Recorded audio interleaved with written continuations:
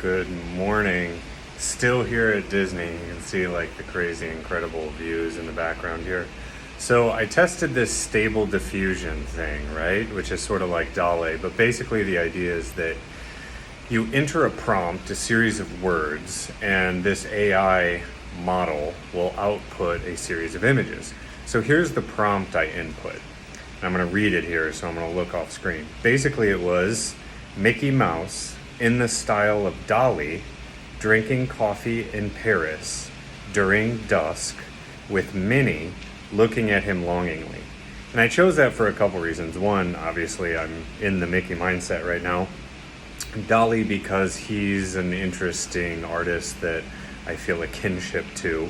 And I also wanted to see Paris and Minnie looking at him longingly because I wanted to see if AI could create in a visual medium both emotion as well as environment and scene. So if you click through this episode, you can see the 4 images that were output, but I'll try to describe them. Essentially, it was the color palette wasn't huge, so I don't know, maybe 10 primary major colors were represented.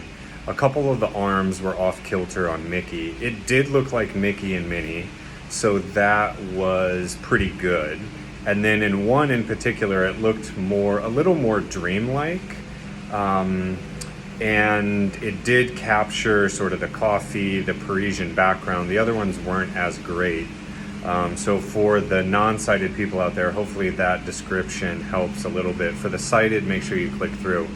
So, talking to some of my artist friends, there is the conversation happening about how well does this get? Does it disrupt our talent? And I don't think so, because it still requires your creative leap to come up with that prompt. So you could argue, oh, well, in the future, AI will create it.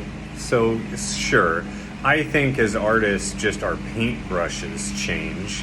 And so our paintbrushes will continue to be a way that we both create models, create prompts, create whatever, in order to take that which is invisible and make it visible. All right, that's it. Have a great day, and hope to see you on the internet.